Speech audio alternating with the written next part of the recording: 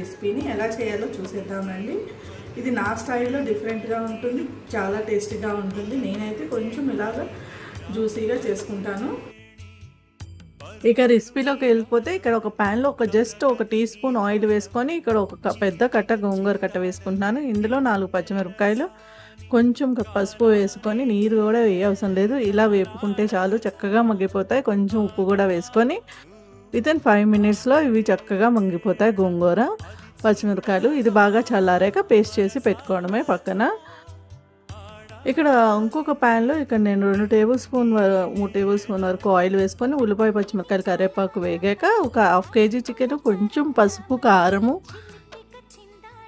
ధనియాల పొడి, అల్లం వెల్లుల్లి పేస్ట్ అన్నీ వేసుకొని కొంచెం మసాలా అంతా వేగేటట్టు వేపుకుంటున్నాను. చికెన్తో పాటు అన్నీ వేగాక ఇక్కడ 2 టమాటాలు ముక్కలుగా కోసి వేసుకుంటున్నాను. ఇవన్నీ మగ్గాక ఇక్కడ నేను 2 కప్పుల వరకు వాటర్ వేసుకుంటున్నాను. హాట్ వాటర్ వేసుకుంటున్నాను ఎందుకంటే తొందరగా అయిపోతుందని. ఇక్కడ 1 టేబుల్ స్పూన్ వరకు చికెన్ మసాలా వేసుకొని చికెన్ అంతా బాగా ఉడికాక అందులో గోంగూర మిక్స్ చేసుకొని చికెన్ కూడా ఉడికేస్తే అంతే, మన గోంగూర చికెన్ రెడీ అయిపోతుంది. నచ్చినట్టయితే మర్చిపోకుండా లైక్ చేయండి, షేర్ చేయండి, సబ్స్క్రైబ్ చేయండి. Thank you.